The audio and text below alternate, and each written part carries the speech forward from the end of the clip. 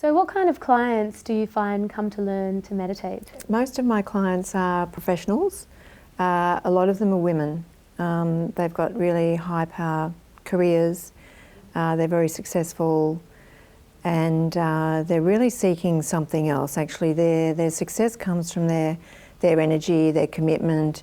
What they also find is that along with all of that and the demands, it's starting to impact their actual state of well-being.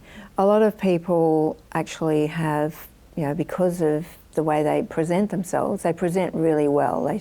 They present themselves very up and very energetic and effective, but on the inside they're not quite feeling the same way. A lot of what happens is that they expend most of their energy for their clients and the role and the next thing they can do, and then the only time they have recovery is sleep. And now, after many years of this, sleep is not sound, it's not refreshing. And so most of them are coming for just an improvement in their inner well-being, to improve sleep, to overcome anxiety and the impact of stress. That's what all of us are managing. But those with a high-power job are really looking for, how can I continue to develop and sort of move forward at a fast pace with those sort of pressures and demands without it being a cost or an expense to my health and well-being. Yeah, so there are a lot of professionals, and what they find is that even in the first session, they really enjoy the ease and effortlessness of the technique that they learn, and they enjoy that even the first session, deep rest and deep relaxation. By the end of the 4 sessions, they love having a tool that they can use daily at home in their own time. It's really transportable.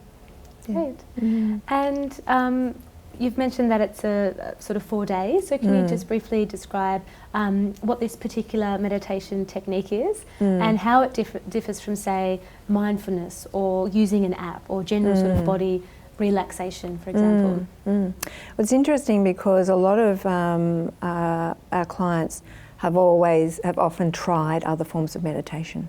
So there's so many. Meditation is really become acknowledged as a very important addition to people's daily routine.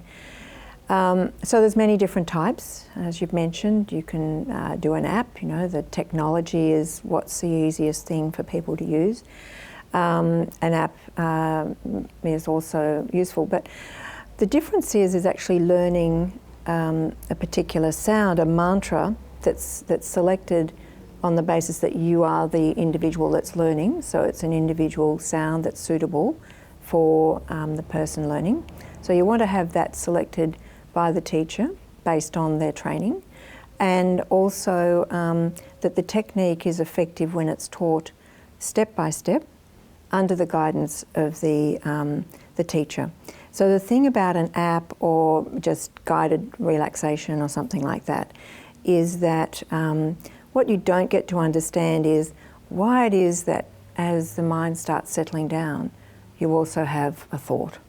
So understanding the role of thoughts in meditation, but actually having the technique first of all, step by step, that you're actually following an instruction, and that process allows the mind to bypass the surface level of the thinking mind. You really need a way of transcending. So it's sort of encapsulated in the word itself. To transcend means to go beyond the surface level of what we experience in our day-to-day thinking mind. So I give the example that that's a bit like an Olympic swimmer. Our thinking mind is like the Olympic swimmer that's in the open ocean and swimming fast. There's open space, but it's still along the surface. There's a lot of activity, but it's on the surface. What we want is to allow the mind to move to its deeper, quieter levels. So we need a way in which we can break the surface and actually take the attention to the deeper levels, which are actually quieter in the mind.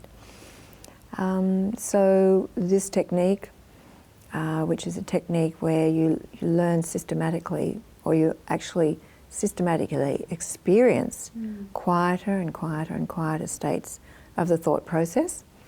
And the vehicle for that is a mantra, a Sanskrit sound that's suitable. And the nature of that sound is to become more refined and more subtle. And so it's not based on any effort of the practitioner to refine, to create that change, which in a way is very different from other forms of meditation that might involve concentration or controlling the mind, or creating a visual experience. So again, any visualization is operating on the thinking, meaning level of the mind. So we want to create an opportunity for the mind to actually take a really deep dive. Sounds nice.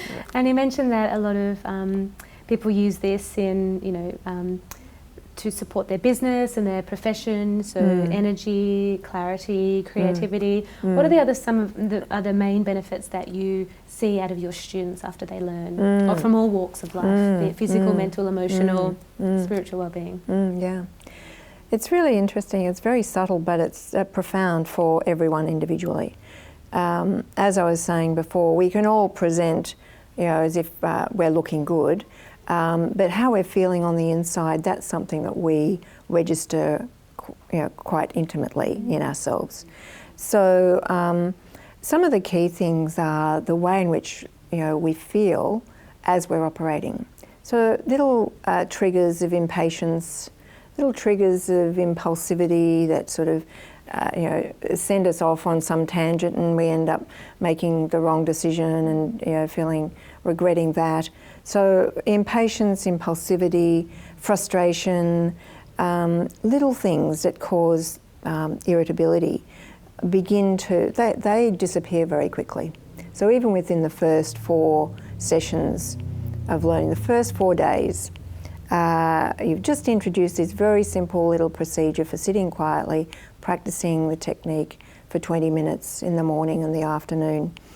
And so this is a mental technique that then, because mind and body are intimately connected, to change the state in the mind, the physiology follows. So you immediately get very deep level of transformation in the physiology that eliminates the basis of those feelings where we trigger to respond to pressure or challenge and change in a less positive way internally. So it's better to actually not even have that triggered.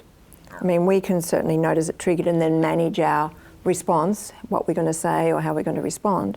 That's the secondary thing, managing what we're going to deliver. What we'd really ideally like is that on the inside, the triggers are not firing off, that actually we feel smooth, even, a state of equanimity, sharpness, like clear mind, but even state of temperament, mood and energy.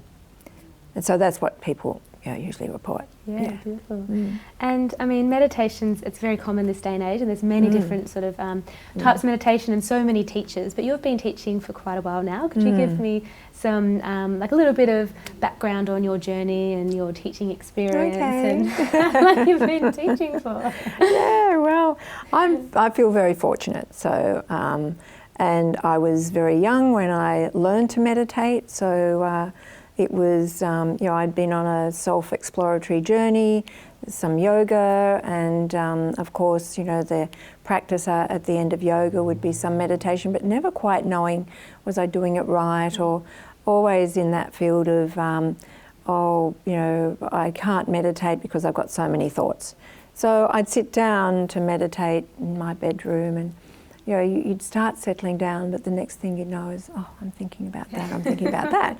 And am I doing it? Am I doing it? Yeah, am I doing it? Am I there yet? Am I there yet? Oh, no. Yeah.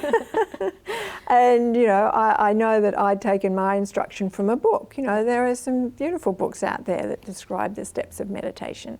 So I'd be reading it and then closing it to practice and then reading it. And it's like, oh, okay, so when am I actually going to really meditate? Yeah. Because I've got to keep checking, am I following that instruction? Yeah. So there's a bit of that going on. So that might be a common experience that others notice. And apps these days are quite common as well. Yeah, so, in the same way. So the thing about an app is, of course, you're practicing, but you're listening. So the activity of listening is taking your attention out. But you're noticing that briefly your attention's moving in, but it seems too brief to be working. So, and then you've got to follow the next instruction. Yeah. And often the instructions are about, feeling the body or relaxing this or letting go of that. So you follow the instructions, but it's still a thought about the instruction, and then whatever reverberation comes from that. So let's say that is the analogy we use is the surface of the ocean, that there's a lot of wave activity. So you're practicing a meditation using an app or reading a book, and in order to practice, you've got to keep coming out to follow the instruction of the practice. Now that, it seems to be reversing the flow. You're moving in and then you come out again. It's happening. So it means that this is in a way interfering with something that is even more effortless and more natural. Anyway, so you can see from where I started, I was looking for something.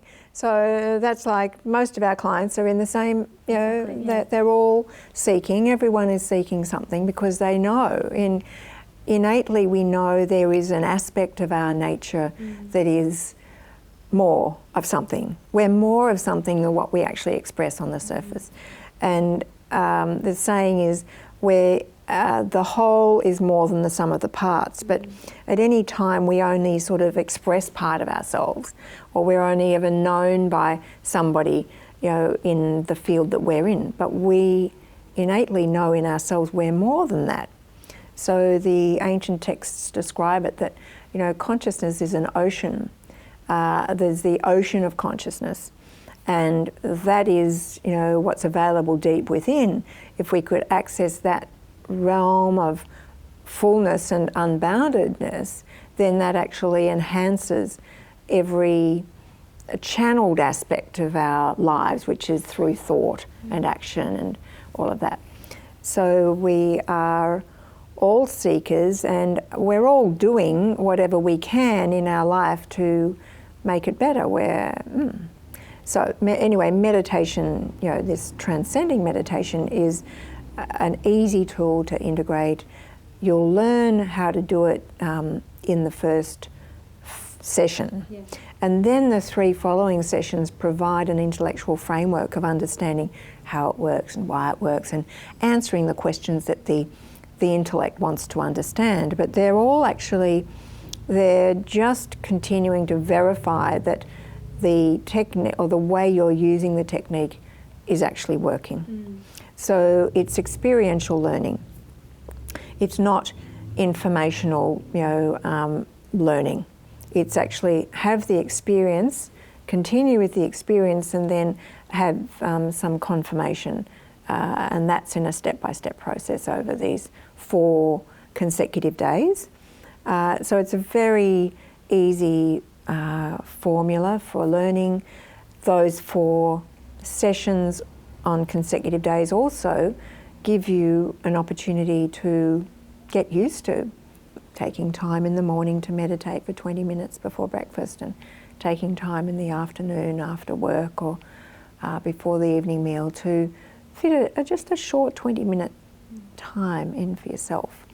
And so you're dynamically learning over these 4 sessions. You're learning so many things. And then once you've done the 4 days, what do you recommend as a daily practice? Oh, well, it's great because most people are looking for something they can do daily.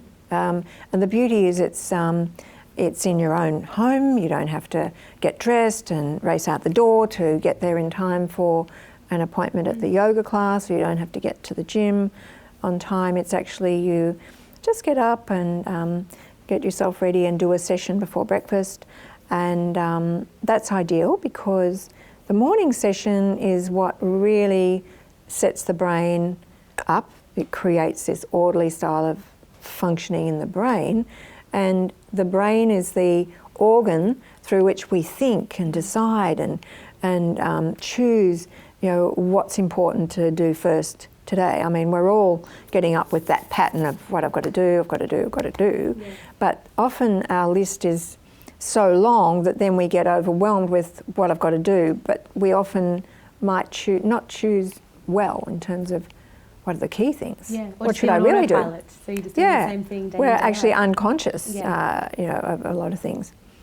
So meditation first thing in the morning, it's amazing. Just 15 or 20 minutes, just changes the tone of your day and sets it up, you know, so that you'll notice everyone mentions their day is much more smooth.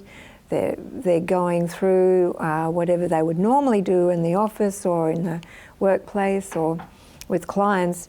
They're doing it more effortlessly, more spontaneously. You know, the things they're saying to clients is coming more smoothly rather than, you know, being anxious about what the next thing is to say. They just notice that there's more, they're more in tune with themselves, more in tune with their environment. So a morning meditation's ideal. By the end of the day, of course we're tired, so it'd be great if we've got a way of just a short, you know, little practice to make a transition from the day's, all that expenditure of energy and the demands of the day, dissolve those so that we're fresh and clear to enjoy family or our other activities. So we really develop this fullness of life because we're not dragging ourselves through a wash of fatigue, because sleep's not deep enough to really get us ready for the next day, because we still want to live, you know, fullness the next day. So it's a 4-day course to learn to meditate, but we have it in a larger sort of 4-month sort of package, which includes many other facets. So can you explain what they are and the purpose behind creating a program like this, not just learning to meditate essentially? Yeah.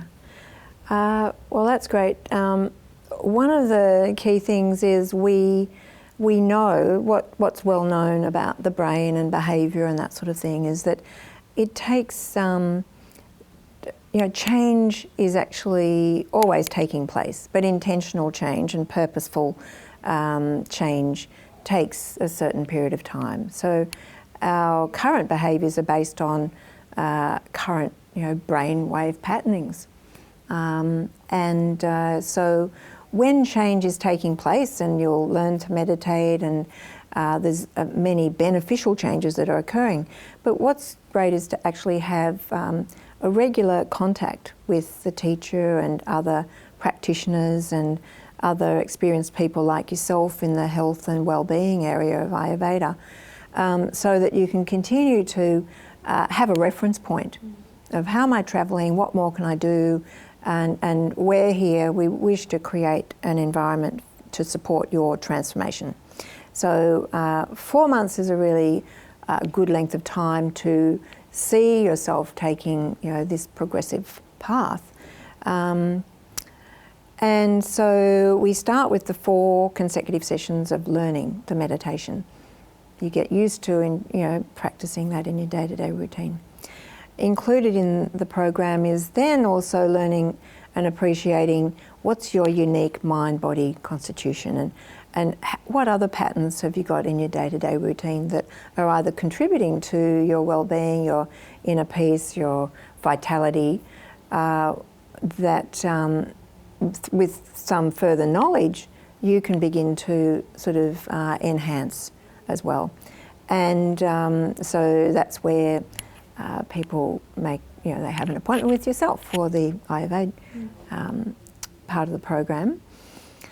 Included as well is our 1-day yoga meditation immersion experience, because of course we all have busy lives, and the beauty is to actually give yourself an opportunity to to learn some new practices, pranayama, yoga, and introduce that to your daily routine as well, so that there's an enhancement in your practice, in your knowledge, and it enhances a deeper experience in meditation as well. And then beyond that, we actually also have our beautiful Ayurveda retreat and spa in Bali. So what's remarkable is the nervous system is continually sort of detoxing, refining, changing, transforming. And we can approach that and enhance that through the mind, through the transcending process, and we can also enhance that directly through the physiology. So we like to sort of give you as much information as possible to give you the best outcomes. Beautiful. Well, thank you, Sue, for sharing. If you'd like to find out more, you can go to vedawellness.com.au or griffithconsulting.com.